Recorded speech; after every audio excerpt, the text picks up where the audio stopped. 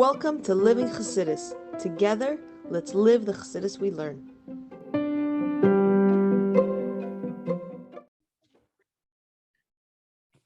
Good morning, everybody, and welcome to Chassidus in the morning, 15 minutes, so we can change our lives. Lessons in L'Kutei Torah, learning the Maimer about why the Torah is given Har Sinai in connection with Shavuos. Today, we're going to finish off. So, basically, we were saying that the first question was, why was the Torah given Har Sinai B'chlal? Not in the other mountains, but all other mountains wanted it. And we answered it's because Har Sinai was small, it was humble, it was, we used the lashon of weak. And that's why the Torah is given. And we brought all these psukim to prove that specifically being older, being low and humble and weak and making stuff like dust and like the dirt, everyone can trample over you, and then you see the Torah. So Rabbi Weiss, if that's the case, and that's why the Torah is given Har Sinai. So the question is, well, if the Torah is given because of the humility and the humbleness, so why was the Torah given on a mountain before? It should have been not on a mountain. It can be on a valley, on the desert, on the floor, on a valley. Why on a mountain? So we answered, because ultimately you need to be a mountain. You need to have the mountain in check, like we brought down from the Mitzvah 164th.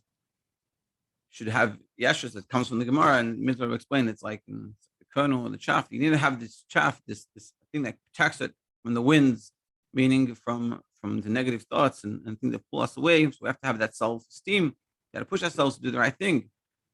But ultimately, we have to have so we have to have this ego, healthy self-esteem.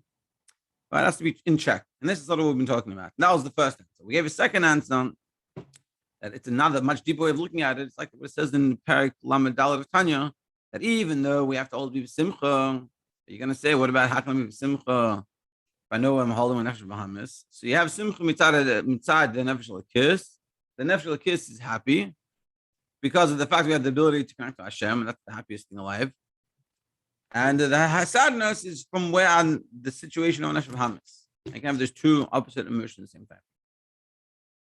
And then we added in this idea that it's that Vaisifu, we said the Yosva Navim B'Hashem Simcha, and the humble ones will gather in Hashem Simcha. Now, normally being happy is because we're proud and we're happy and we're all big. What I say, and here we're saying the humble ones.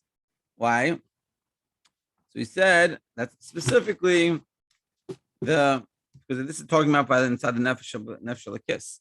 The nefesh l'kis is happiness. It comes from connecting to Hashem, and that humility is not that I'm nobody, but I'm connecting to Hashem. Then we said that's why that's why we should also have the Yetzer Hara. Yag is Yetzer Tov al Yetzer Hara. The Yetzer Tov should aim Yetzer Hara, meaning we should look at the negative and say this is not good, but this is like how am I? This is how we should say it. How am I doing something like that? It's surpassed. It's not befitting of me, a chassid of the Rebbe, to do such things. And that's how you have to speak to nefesh b'hamis. That's how you speak to yourself. I'm going to finish this off. The Yosef is simcha who is yeah. Or Masha calls when this that it says, the more you look how low you are, the more disgusted you be in your eyes. And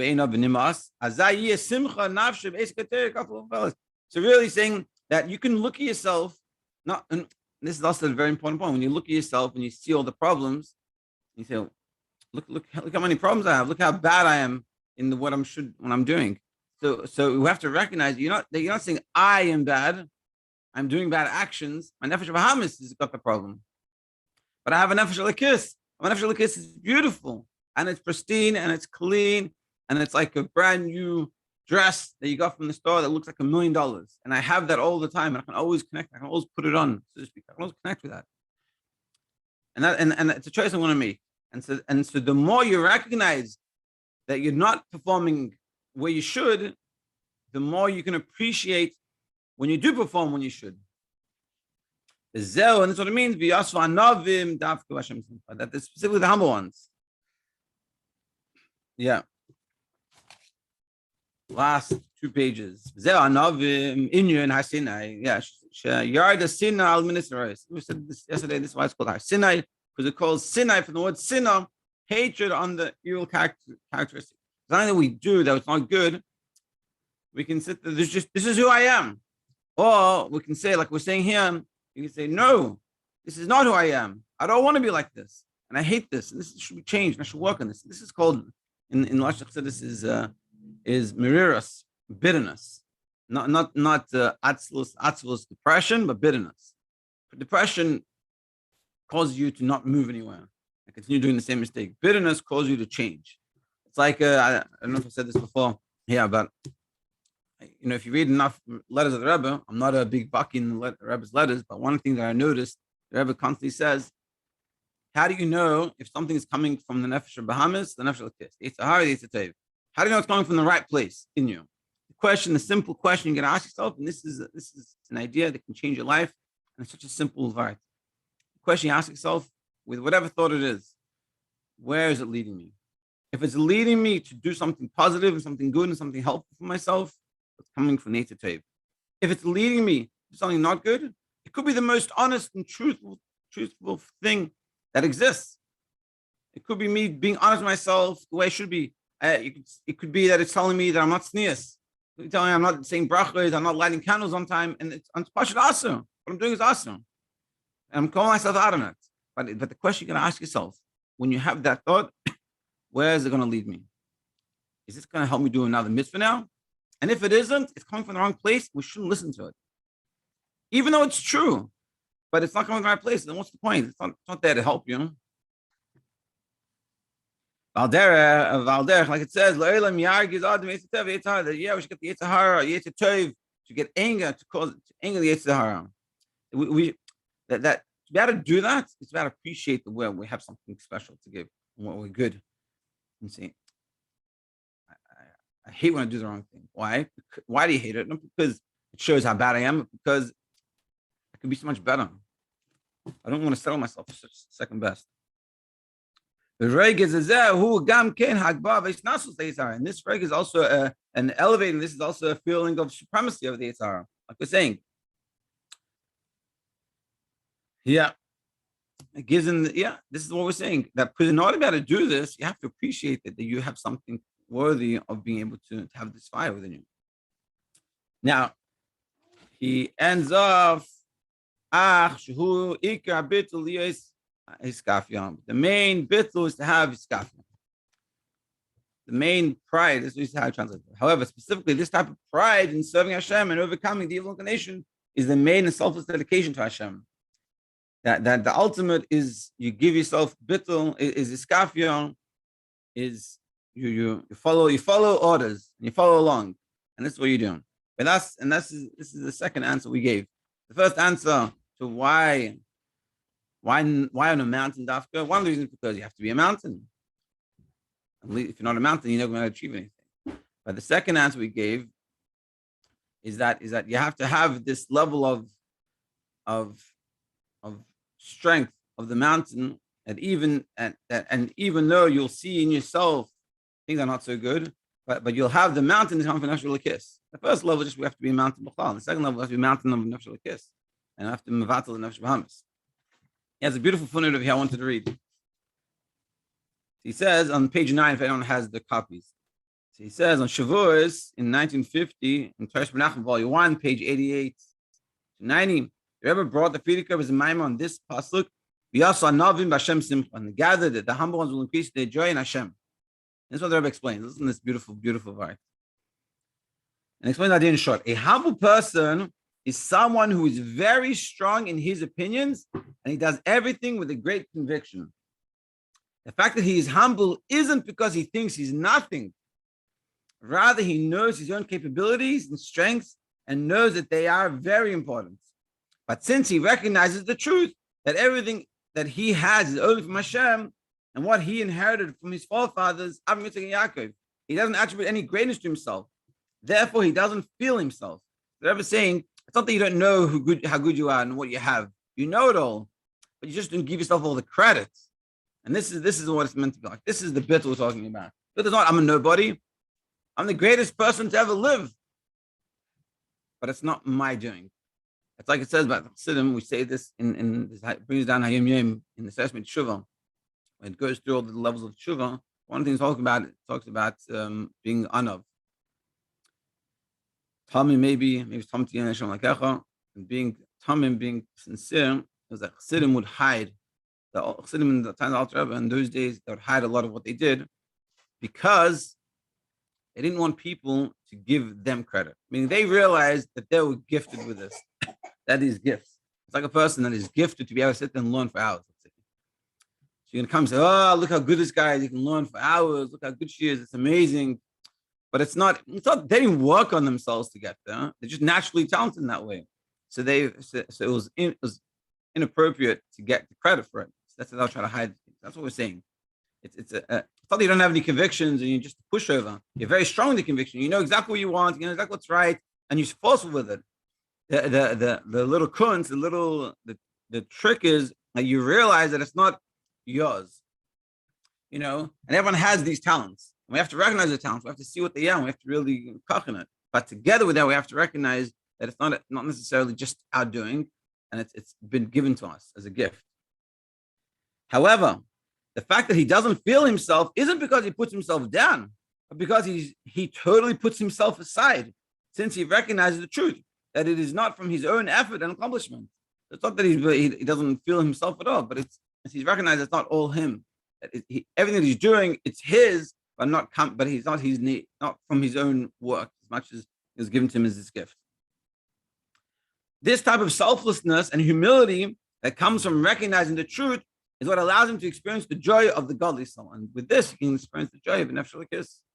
Because if it's constantly all about you and like, oh, look how good I am, look what I've accomplished and what I've done, so then your nefesh elokis doesn't really come in. It's all nefesh bahamis, and he's not happy this way. He's never fully satisfied. The true happiness is nefesh elokis. I'm so lucky that I get to connect with nefesh elokis. I'm so lucky to do mitzvah. I'm so lucky that I have this talent. I'm I can speak to people. I'm talented. I'm a good listener. I'm a good friend. That I can get up on time. I have a talent. I have talent to go to bed on time. I have talent to eat healthy. I have talent to do good at my job. I have talent to make friends. Talent to have a good family. I'm gifted that I have a family.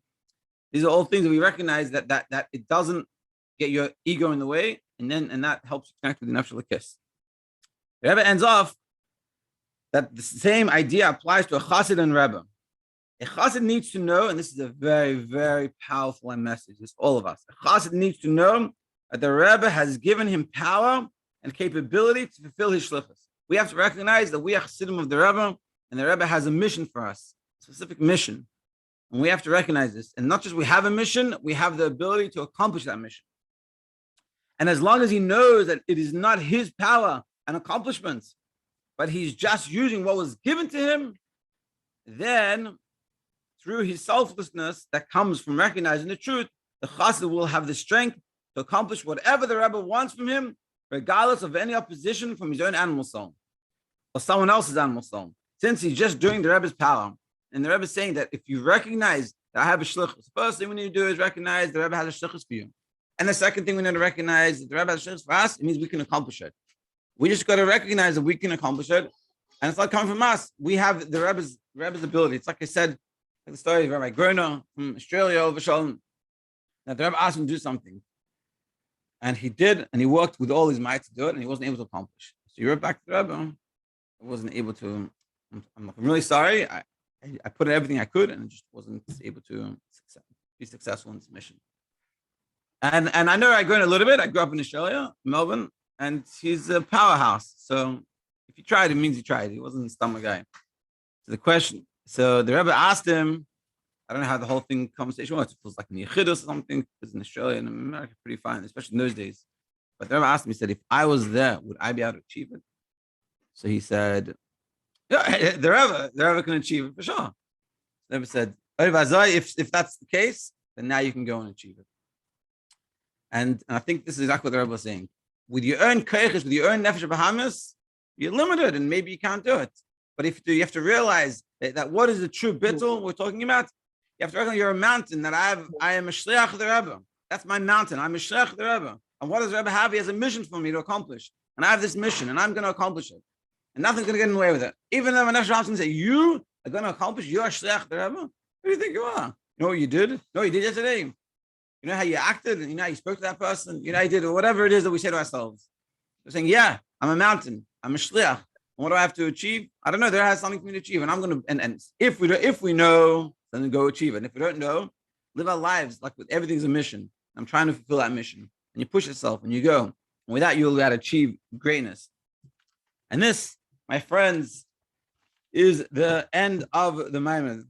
There's a little bit of a summary over here. So we'll just read it out and then we'll finish up. Question 1. Why was the Torah given specifically on the Har Sinai as opposed to other mountains? By now, I think we ingrained it in ourselves. We should already know the answer. Because Mount Sinai was the lowest and most humble of all the mountains. And to receive the Torah, one needs humility. So then the second question comes, if the ego is a contradiction to receiving the Torah, and the tallness of the mountain represents ego, then why was the Torah given on a mountain, not in a plain or a valley? The first answer is because some ego is needed in order that person should have the motivation to push himself forward in learning Torah and coming close to Hashem. He needs to feel that he wants to come close and have a yearning to progress spiritually. However, he needs to keep that small amount of ego in check so that he shouldn't think he's better than others. His mountain of yearning for closer to Hashem needs to be small. That he not think his greatness makes him more important than others. It's just a gift from Hashem. And the second answer we gave, because the idea of the Torah is to bring out the pride and power of the mountain of the godly soul and how it overpowers and transforms the animal soul. However, even this holy pride needs to be small. So we have to have the mountain, which is the pride of the Nefesh Elikis over the Nefesh Bahamis, but it has to be a small mountain, a small pride, since the godly soul's pride is only in making Hashem happy, not for itself. Thus, if someone feels his own ego too much, he can know it's not the pride of the godly soul. And we have to recognize this. And thank you very much for joining, everybody. Everyone should have an amazing Shavuos, an uplifting Shavuos. We should all become mountains and recognize our mountain. It should be a nice mountain, just enough to be able to help us achieve greatness that we all can achieve. And we should, thank you very much for joining. Have a great Shavuos.